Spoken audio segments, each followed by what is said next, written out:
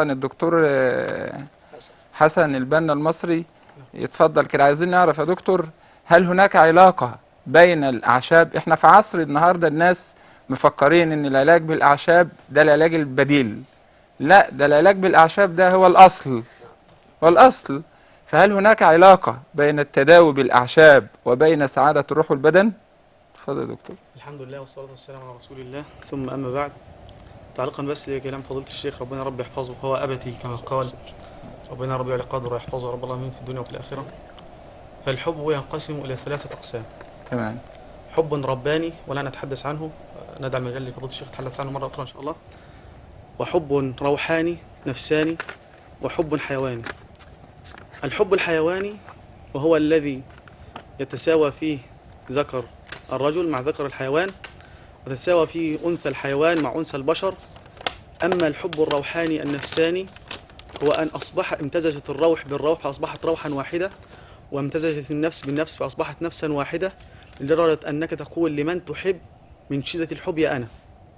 النفس فأصبحت نفسا واحدة، وامتزجت الروح بالنفس بالنفس فأصبحت نفسا واحدة، والروح بالروح فأصبحت النفس بالنفس فأصبحت نفسا واحدة، لدرجة أن المحب يقول لمن يحب يا أنا، شدة الحب. فدليل ذلك أن المحب عندما يرى الحبيب، عندما يراه يعرف ماذا يريد، يعرف هل هو يصدقه أو يكذبه. عايزينك تبص للكاميرا مش للتلفزيون. فبقول لحضرتك، فالقضية بتكمن في أن الحب إذا كان خالصا لوجه الله عز وجل تصير هناك علاقات طيبة جدا. الموضوع بتاعنا النهاردة موضوع خطير جدا. الموضوع النهاردة الغرب أو أعداء الإسلام لما حبوا يغرسوا يقتلوا الإسلام، ده انهم يدوروا على شيء يا شيخ علي يضربوا بيه الاسلام، ما لقوش اي حاجه خالص.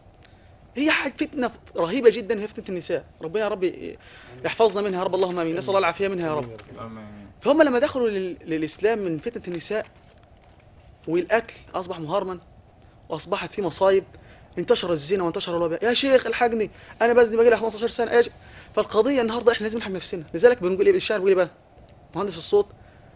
لبست ثوب الرجاء والناس قد رقدوا، وبت أشكو إلى مولاي ما أجد، فقلت يا أملي في كل نائبة، ومن عليه لكشف الضر أعتمد، أشكو إليك أمورا أنت تعلمها، ما لي إلى حملها صبر ولا جلد، أشكو إليك هونا عم أمتنا، وعسكر الكفر من أرجائها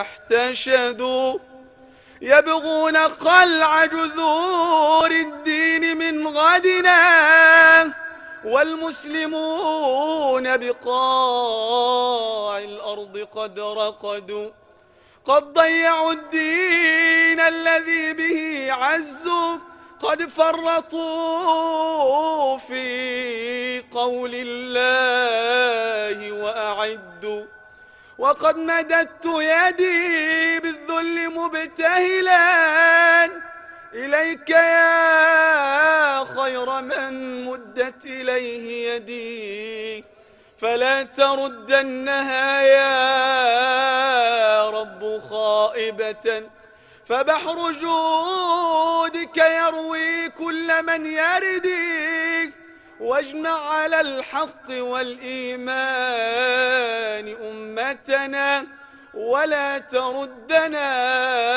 يا فرد يا صمد، اللهم امين يا رب العالمين. المقصود بعمليه الاعداد العلمي. الله عليك يا دكتور. ربنا يحفظك يا اخي. يكون بينا علماء، مش الاعداد المقصود بالاعداد العسكري وان كان مطلوب، ولكن المقصود به الاعداد العلمي. انت النهارده اليهود دخلك من مدخل وهي فتنه النساء، دخل لك ادويه مهرمنه، خد بالك يا شيخ علي. النهارده كل حاجه مضروبه. طب ما انت مش بتستطيع ان انت تعطي ما هو مطلوب منك. طب ايه القضيه؟ النهارده ان شاء الله في مفاجاه طيبه جدا. هنقول 3 وصفات، هنقسم وصفه السعاده الى 3 اقسام.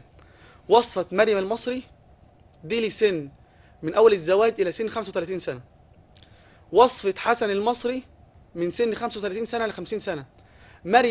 وصفه امل المصري من 50 سنه الى 130 140 سنه ان شاء الله عز وجل. عايزين الوصفات يا دكتور حسن. علينا ان شاء الله يا دكتور سيدنا. حسن بقاله سنه بوعد بالوصفه ما تعرفش تمسكها منه. لا ان شاء الله باذن الله نوعدك يا سيدنا اكيد ان شاء الله. يعني انا بشاهد عليك المشاهدين اهو، خلي بالك لا، وعد إن شاء الله. ما يطلعش من الاستديو لما تاخدوا الوصفات. لا ان شاء الله عز وجل.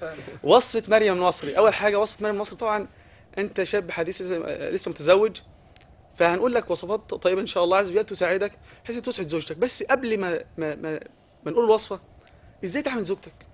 لازم تعملها معامله حسنه، معامله طيبه. فضيله الشيخ قال كلمه طيبه جدا، قال هي حب الامتلاك. عاوز يمتلكها دي ملكك، لا، لازم فيه رحمه. ربنا قال بينهم موده ورحمه. موده تكون من الصغير الى الكبير، اي من الزوجه الى الرجل، ورحمه من الكبير الى الصغير. فالقضيه ولا بد ان تقدم لنفسك. ربنا عز وجل قال وقدموا لانفسكم. ما تخشش على زوجتك كده وانت ريحتك بصل، وما تخشش على زوجتك وهي برضه ما تجيلكش زي ما المثل بيقول جوه البيت خنفسه وبره البيت ست النساء. جوه البيت تشم ريحه البصل والثوم وما لذ وطاب من هذه الاشياء، وبره البيت ست النساء. طب ليه؟ سبحان الملك، لابد ان تتزيني لزوجك على افضل صوره، ولابد ايضا انت تتزين لزوجتك على افضل صوره. الكلمات الطيبه الرقيقه، المراه ضعيفه، لابد ان تكون بينكم حياه سعيده. انت الان، انا دائما اقول ان المراه في الكتاب القادم ان شاء الله، ان المراه بوسعها ان تاخذ بيد زوجها فترتقي به السلم الى نهايته، وبيدها ان تاخذ بعنقه حتى تجعل عنقه بمحاذاه قدميه. الزوجه هي الاساس. زوجتك تجعلك في القمه وتستطيع ان تجعلك فين؟ في المنحدر. لان الزوجه اهم شيء يا جماعه في الحياه كلها. النبي صلى الله عليه وسلم قال ما اوتي ابن ادم بعد تقوى الله عز وجل خيرا له من ايه؟ من زوجة صالحه. يبقى اذا الزوجه بيدها ان ترفعك وبيدها ان ايه؟ ان تخفضك. لابد مع مراعاة يا دكتور ان لازم يبقى في بيننا زي ما شيخ علي قال تراحم. نعم، انا قلت موده ورحمه. يعني فانت لازم تشعرها بهذا الامر. الزوجه لازم تشعر بقدرها. انت تستطيع، يعني في شيء انا بحث عامله، هل يستطيع الرجل ان يجعل زوجته تنزل بدون علاج؟ نعم ممكن، بالكلمات الطيبه، بالكلمات الرقيقه، بالاشياء الطيبه، بالمداعبه. هو ده المطلوب يا جماعه. احنا بشر، ربنا عز وجل ولقد كرمنا بني ادم. ايه اللي فرق بينك وبين الحمار؟ هو العقل. فالقضيه طبعا دكتور انت تخصص، انا اسف جدا الحبيب ماليش دعوه بيه. انا اسف جدا. لسه هنجيله دلوقتي. لا مش ربنا فالقضيه الوصفه الاولانيه مريم المصري، وهي عباره عن، يا ريت كل واحد جاهز ورقه وقلم، 25 جرام زنجبيل. هي وصفه بسيطه جدا ولكنها تمتعك، وان شاء الله في وعد في نهايه الحلقه، وعد جميل جدا كيف تصل الى قمه اللذه وانت مع زوجتك. دي اول مره هقولها، حتى قناه المحور امبارح كانوا طالبينها مني بس انا رفضت وسبتها لها فتره الحفظ ان شاء الله.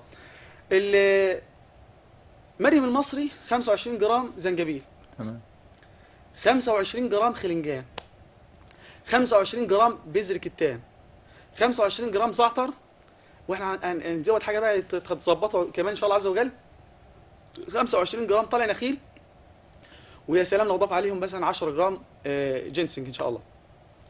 تتعمل الخلطه ازاي يا عم الشيخ حسن؟ تخلط كله مع بعضه معلقه على كوبايه ميه وتغليها كويس، وتشرب كل يوم على الريق وقبل النوم. دي بتخليك في افضل حال بفضل الله عز وجل، ولكن لابد ان انت تعلم ان هذا المني تثاب عليه. حضرتك تذكر حديث النبي صلى الله عليه وسلم الا ان في بضع احدكم صدقه. قال يا رسول الله صلى الله عليه وسلم اياتي الرجل شهواته ويكون عليه اجر؟ قال ارايت ان وضعها في الحرام اكان عليه وزر؟ دي بالنسبه لمين؟ لمريم المصري. خش على حسن المصري.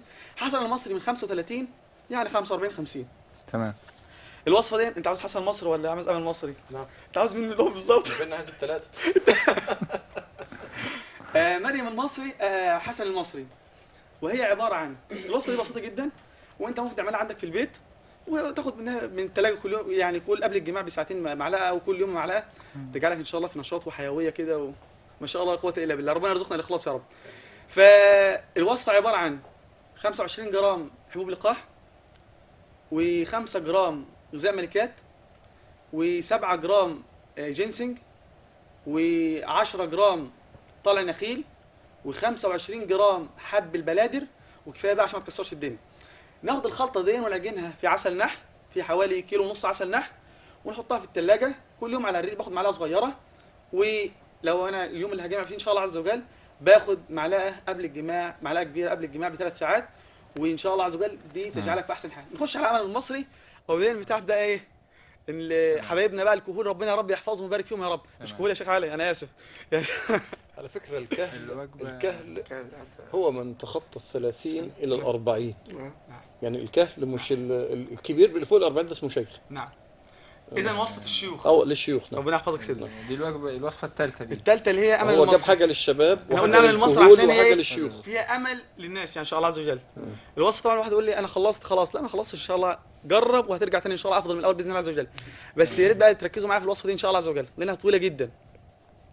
الوصفه هي 25 نفس الوصفه بتاعت حسن المصري بس هنضيف عليها، هنقولها تاني. 25 جرام طلع حبوب لقاح، 10 جرام غذاء ملكات، 10 جرام طلع النخيل، 25 جرام بهمن احمر، 10 جرام بهمن ابيض، 25 جرام بسباسه، 25 جرام خلنجان، 25 جرام حب البلادر، 25 جرام عرق قرح، 25 جرام عرق جناح. بس انا عاوز اوضح حاجه مهمه جدا جدا جدا. ايه هي؟ ان انت لما تروح للعطار يديك الحاجه الصح، وده المهم جدا. لان يا سيدنا حاجه غريبه جدا، يعني في مره من المرات طب الناس يا دكتور حسن يعرفوا الكلام ده ازاي؟ الموضوع ده خطير. يعني انا بروح انت بتقول لي خلنجان وبتاع، ما احنا ما نعرفش الكلام ده. الكلام ده طبعا تخصص الدكتور حسن، بس لازم يبقى فيه كتاب او كتب فيها موجودة. الكلام ده. انت ننصح الناس مثلا بكتاب معين يشتروه. هو في كتب ليا زي الصيدليه النبويه، اشتري كتاب وفي ليا العلاج بالعشاء لان والطب القديم، وفي ليا حطيت انت الوصفات الطب النبوي، وفي ليا امل المحبين لطب سيد النبيين، تمام. وفي ليا اللي ليا الكاس المرير للسحر الشرير ان شاء الله. اي حد يعوزه ان شاء الله. جزاك الله خيرا إن يا شاء دكتور حسن، ربنا جزاك يحفظك الله يا أخي خيرا. والله. الدكتور سامح عرابي